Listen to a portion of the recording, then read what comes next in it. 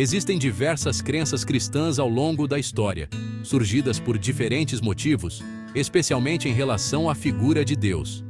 Conceitos como unicidade, trindade, unitarismo, deísmo e panteísmo são algumas das muitas crenças que tentam explicar a natureza da divindade.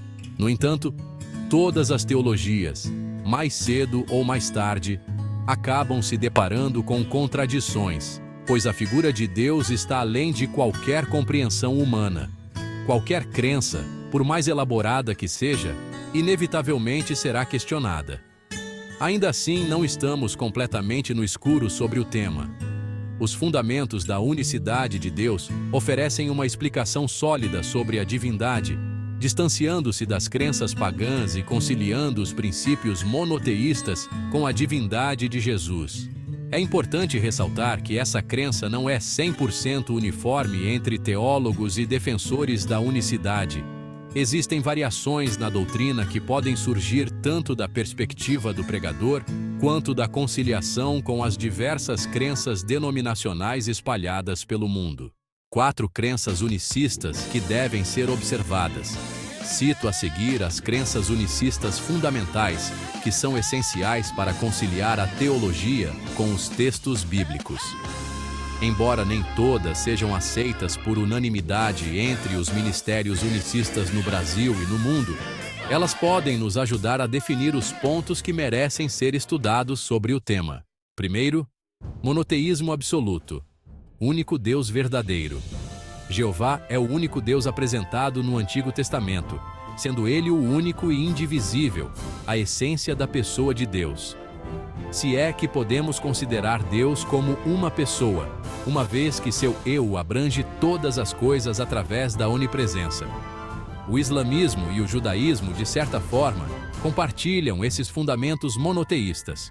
No entanto, diferentemente do ensino unicista, o islamismo reconhece Jesus como um dos profetas que precederam Maomé, enquanto o judaísmo o vê como um dissidente, considerando seus apóstolos como loucos por terem se desviado.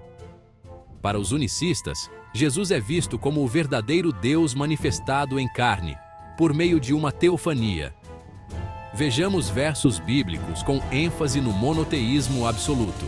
Deuteronômio, capítulo 4, versículo 35. A ti te foi mostrado para que soubesses que o Senhor é Deus. Nenhum outro há senão Ele. Deuteronômio, capítulo 4, versículo 39. Por isso hoje saberás e refletirás no teu coração que só o Senhor é Deus, em cima no céu e embaixo na terra. Nenhum outro há. Isaías, capítulo 45, versículo 21. Anunciai, e chegai-vos, e tomai conselho todos juntos. Quem fez ouvir isto desde a antiguidade? Quem desde então o anunciou? Porventura não sou eu, o Senhor? Pois não há outro Deus senão eu. Deus justo e salvador não há além de mim. Atos, capítulo 4, versículo 12. E em nenhum outro há salvação, porque também debaixo do céu nenhum outro nome há, dado entre os homens, pelo qual devamos ser salvos. Isaías, capítulo 45, versículo 22. Olhai para mim, e sereis salvos, vós, todos os termos da terra, porque eu sou Deus, e não há outro. Isaías, capítulo 45, versículo 23. Por mim mesmo tenho jurado, já saiu da minha boca a palavra de justiça, e não tornará atrás, que diante de mim se dobrará todo o joelho, e por mim jurará toda a língua. Romanos, capítulo 14, versículo 11. Porque está escrito: como eu vivo, diz o Senhor, que todo o joelho se dobrará a mim, e toda a língua confessará a Deus. Filipenses, capítulo 2, versículo 9. Por isso, também Deus o exaltou soberanamente, e lhe deu um nome que é sobre todo o nome. Filipenses, capítulo 2, versículo 10. Para que ao nome de Jesus se dobre todo o joelho dos que estão nos céus, e na terra, e debaixo da terra. Filipenses, capítulo 2, versículo 11. E toda a língua confesse que Jesus Cristo é o Senhor, para a glória de Deus Pai. Todos os versos apresentados acima dispensam comentários, pois fazem afirmações absolutas sobre quem é Deus, um ser único. Essas afirmações refutam qualquer crença pluralista, como a Trindade, a dualidade e o unitarismo. Jesus é Deus manifestado em carne. Jesus não é apenas a segunda pessoa de uma divindade, e muito menos um arcanjo, como Miguel. Também não é um herege, como afirmam alguns judeus. Jesus é o único Deus verdadeiro em manifestação terrena. Podemos citar diversos títulos atribuídos a ele, como Rei dos Reis, Sumo Sacerdote, Cordeiro de Deus, Advogado Fiel e Juiz, entre outros, que representam funções de sua pessoa. Curiosamente, ao analisarmos os significados desses títulos, podemos encontrar aparentes contradições. Por exemplo, o termo sumo sacerdote sugere que Jesus é o último sacerdote e, ao mesmo tempo, ele é o cordeiro, que representa o sacrifício apresentado pelo sacerdote. Faz sentido que ele seja tanto o sacrificador quanto o sacrificado? Para mim, sim. Essa é uma das grandes contradições nas crenças pluralistas, que defendem a existência de mais de uma pessoa na divindade. Elas tendem a negar que Deus tenha diversos ofícios. Por exemplo, ele é o Deus Criador, Pai, e também se manifestou como um homem, sendo Deus encarnado, Filho. Esses são ofícios e títulos que ele recebe conforme a narrativa bíblica. Vejamos versículos com ênfase na manifestação carnal de Deus. 1 Timóteo capítulo 3, versículo 16. Sem dúvida, grande é esse mistério da fé. Deus foi manifestado em carne, foi justificado no Espírito, contemplado pelos anjos, pregado entre as nações, crido no mundo e recebido acima na glória. João capítulo 1, versículo 14. E a palavra se fez carne e habitou entre nós. Vimos a sua glória, glória como a do unigênito do Pai, cheio de graça e verdade.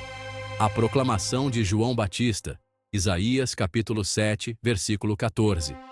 Pois sabei que o Eterno, o Senhor, Ele mesmo vos dará um sinal. Eis que a Virgem ficará grávida e dará à luz um filho, e o nome dele será Emanuel, Deus conosco. Atos capítulo 20, versículo 28. Portanto, prestai atenção por vós mesmos e por todo o rebanho sobre os quais o Espírito Santo tem vos posto como supervisores, para apacentardes a igreja de Deus, a qual ele adquiriu por meio de seu próprio sangue.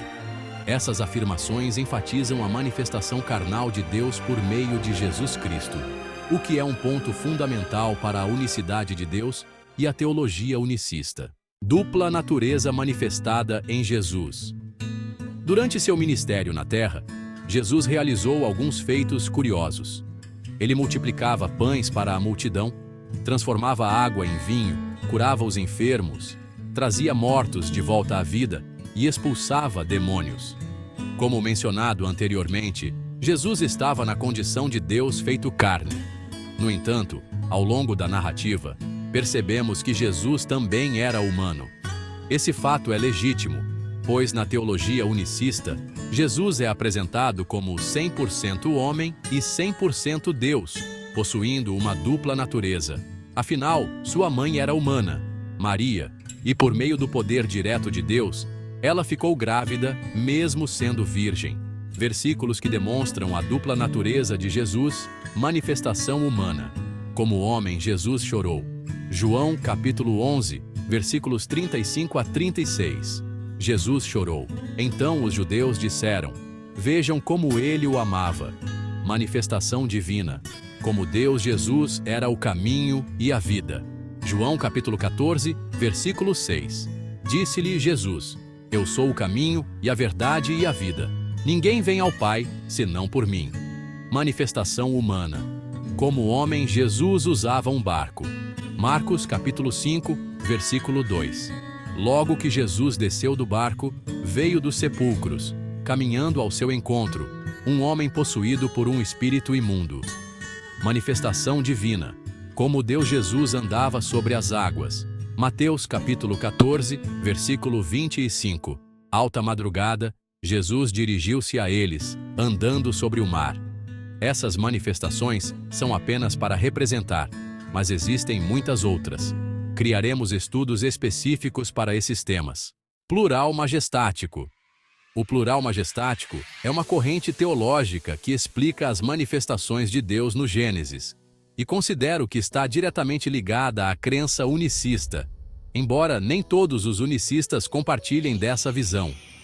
Para mim, essa é a melhor forma de interpretar os primeiros capítulos da Bíblia.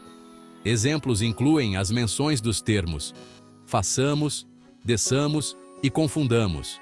Gênesis capítulo 1, versículo 26, capítulo 3, versículo 22, que associo a passagens em que Deus fala com os anjos. No entanto, a análise dos textos sugere que essas passagens podem estar resumidas, e por isso, não encontramos uma afirmação clara sobre os acontecimentos dos primeiros capítulos bíblicos. Outro ponto a considerar é o uso dos termos Elohim e Echad. De certa forma, todas as questões relacionadas ao plural majestático estão mais voltadas a aspectos linguísticos e contextuais das passagens em questão. O termo Elohim, por exemplo, pode significar diversas coisas, dependendo do contexto em que aparece no texto, podendo referir-se a Deus, deuses, juízes ou qualquer figura de autoridade. Além disso, o idioma hebraico é mais limitado em número de adjetivos do que o português, o que faz com que uma mesma palavra possa ser empregada para diversos fins. Considerações finais sobre a teologia unicista. Existem diversas crenças e formas de se chegar à mesma conclusão sobre a unicidade. Assim, os unicistas apresentam uma grande variedade de crenças. Vejo esses 4 pontos como os mais relevantes, pois ajudam a moldar a crença unicista. Embora haja outros tópicos que poderiam ser abordados, isso tornaria a leitura mais exaustiva. Conforme tivermos disponibilidade, traremos mais textos sobre o unicismo para todos. Recomendo também que leiam os estudos sobre o batismo em nome de Jesus, disponíveis no blog Reflexões Cristãs.